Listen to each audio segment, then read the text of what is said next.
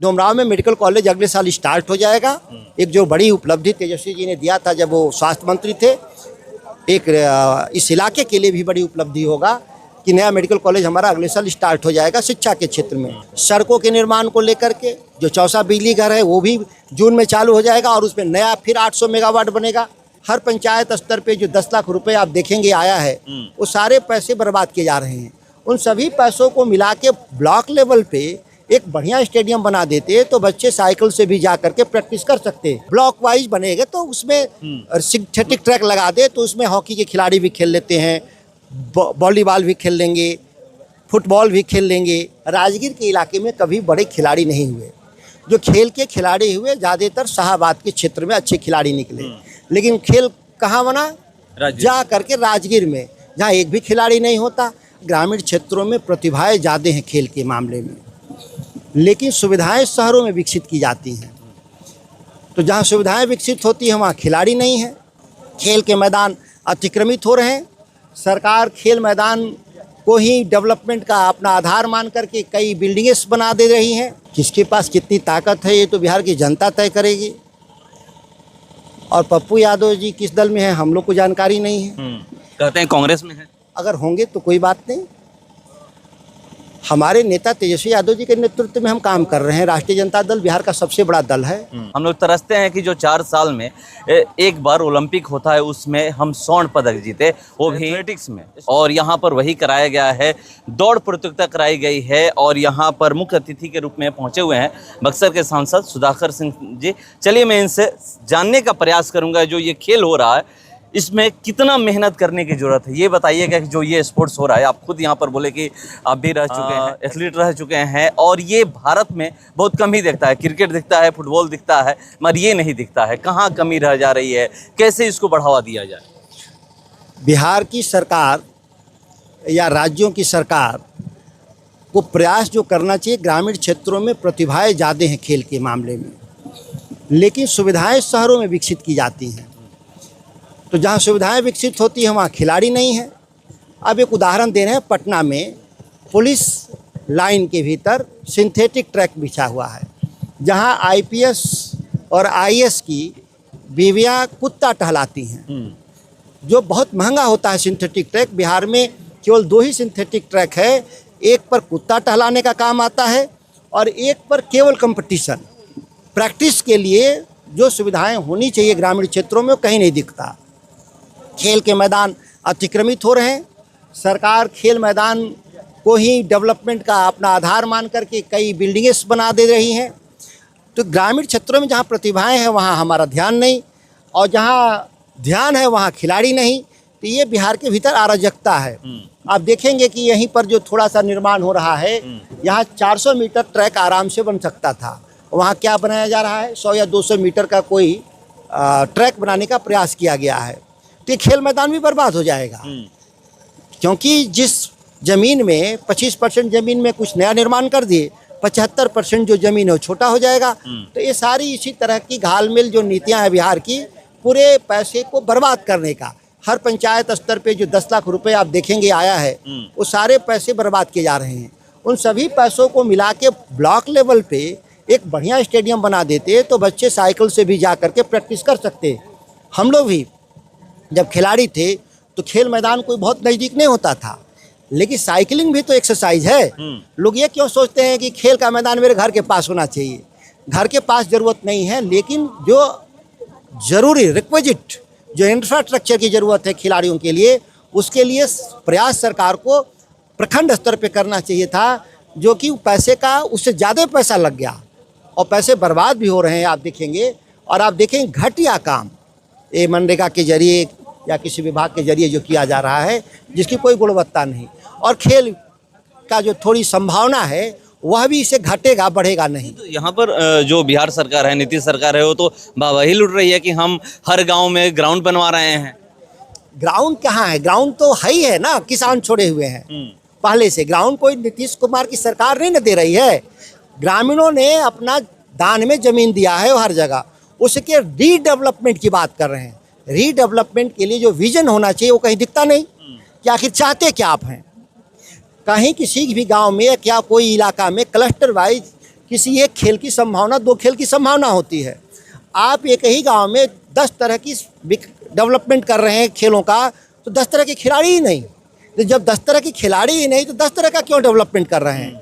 एक करते, synthetic track बिछाते, एक ब्लॉक में बनाते, तो उस सिंथेटिक ट्रैक में कई गेम हो जाता है, एथलेटिक्स और बीच में ब्लॉक फुटबॉल। वाइज बनना चाहिए आपके अनुसार। ब्लॉक वाइज बनेगा तो उसमें सिंथेटिक ट्रैक लगा दे तो उसमें हॉकी के खिलाड़ी भी खेल लेते हैं, वॉलीबॉल भी खेल लेंगे, फुटबॉल भी खेल लेंगे, और ट्रैक बना दीजिए। तो ये सब व्यवस्थाएं होनी चाहिए, लेकिन हो क्या रहा है सब लोग देख रहे हैं पूरे बिहार में। जो ये सरकार है, क्या खेल पे ध्यान नहीं दे रही इसलिए ये हो रहा है, या फिर सिर्फ अपना नाम करना चाह रही है कि हाँ हम ये एक राजगीर में खेल विश्वविद्यालय बना दिया गया। राजगीर के इलाके में कभी बड़े खिलाड़ी नहीं हुए। जो खेल के खिलाड़ी हुए ज़्यादातर शाहाबाद के क्षेत्र में अच्छे खिलाड़ी निकले, लेकिन खेल कहाँ बना? जा करके राजगीर में, जहाँ एक भी खिलाड़ी नहीं होता। अब क्या हो रहा है, वहाँ केवल प्रदर्शन हो रहा है। तो ये प्रदर्शन करने वाले कौन लोग हैं? दूसरे देश से आने वाले लोग, दूसरे राज्य से आने वाले। और हमारे स्थानीय खिलाड़ियों का कोई वजूद खत्म हो रहा है।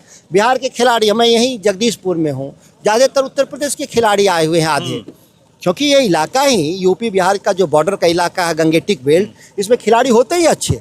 यहाँ होना चाहिए था, जिसकी चिंता नहीं। लगातार मैंने मांग भी किया था। अभी बक्सर को एक स्टेडियम इन्होंने देने का काम किया है, कैमूर को भी देने का काम किया है, छोटा सा। अब निर्माण हो जाए। नीतीश कुमार के ज़माने में तो 1700 करोड़ की पुल भी ढह जाती है। तो ये स्टेडियमों में के नाम पर पैसा निकल जाएगा, ख़त्म हो जाएगा या बन जाएगा, ये समय अभी बताएगा, क्योंकि अभी शुरू नहीं हुआ। अच्छा, बक्सर की अब बात करें तो बक्सर का क्या प्लान है? आप दिन में 1 साल हो जाएंगे, क्या प्लान है, कैसे वहाँ पर शिक्षा से लेकर के, क्योंकि कहा जाता है कि वो प्रभु श्री राम की शिक्षा स्थली रही है, उसके बावजूद भी उस तरीके का विकास नहीं हो पाया। विकास तो शिक्षा खत्म है, इस पर तो कोई राय। बिहार में हम सबसे कम पढ़े लिखे राज्य के लोग हैं, केवल 6.25% ग्रेजुएट हैं, राष्ट्रीय औसत 1500 का है। तो आप अंदाज़ा लगा लें कि हम लोग कम पढ़े लिखे राज्य के लोग हैं। इसके लिए जो ज़रूरत था, मैंने सरकार से मांग किया था, तो 400 नए 398 नए डिग्री कॉलेज प्रखंड लेवल पर बनाने की बात कही है। लेकिन जब हम बजट देखते हैं तो है ही नहीं। 20 कॉलेज के लिए इस साल दे रहे हैं, तो ये कितना साल लगेगा? अगर हर साल 20 भी बनाएं तो 400 बनाने में कितने लगेंगे साल? 20 साल लगेंगे। 20 साल में तब तक बिहार की आबादी कितनी बढ़ जाएगी? 13 करोड़ से 20 करोड़ आबादी हो जाएगी। तो इस तरह के जो प्लान तैयार हैं, इससे बिहार की शिक्षा व्यवस्था में गुणात्मक बदलाव नहीं आएगा। डोमराव में मेडिकल कॉलेज अगले साल स्टार्ट हो जाएगा। एक जो बड़ी उपलब्धि तेजस्वी जी ने दिया था जब वो स्वास्थ्य मंत्री थे, एक इस इलाके के लिए भी बड़ी उपलब्धि होगा कि नया मेडिकल कॉलेज हमारा अगले साल स्टार्ट हो जाएगा। शिक्षा के क्षेत्र में एक सेंटर फॉर एक्सीलेंस भी बनने जा रहा है। सब्जियों और फलों को इस इलाके में कैसे बढ़ाया जाए, उसका भी एक निर्माण बक्सर के इलाके में होगा। सड़कों के निर्माण को लेकर के जो चौसा बिजली घर है वो भी जून में चालू हो जाएगा, और उसमें नया फिर 800 मेगावाट बनेगा। आप नवानगर जब जाएंगे तो वहाँ एक उजाड़ जगह था, औद्योगिक नगर, लेकिन हम जब से आए हैं उस पर स्पेशल इकोनॉमिक जोन तैयार करवा दिया हमने। आप देख रहे हैं कि कोका कोला, पेप्सी, जेके सीमेंट जैसी बड़ी कंपनियाँ आ रही हैं। 2-3 साल में एक बड़ा औद्योगिक गलियारा तैयार हो जाएगा। और प्रभु राम के शिक्षा स्थली को लेकर के भी मैंने कई बार सरकारों से कहा कि आखिर उनके जन्म स्थान को आप जिस तरह से डेवलप किए, तो उनके ज्ञान भूमि को भी, भगवान बुद्ध का ज्ञान भूमि बोध गया, उसी तरह से बक्सर के भी भगवान राम के ज्ञान भूमि को भी विकसित करने की ज़रूरत है। बात आगे बहुत बड़ी नहीं है, लेकिन मैं अभी तो 8-10 महीने हो गया सांसद हुए, ज़रूर हम इसको आगे बढ़ाएंगे।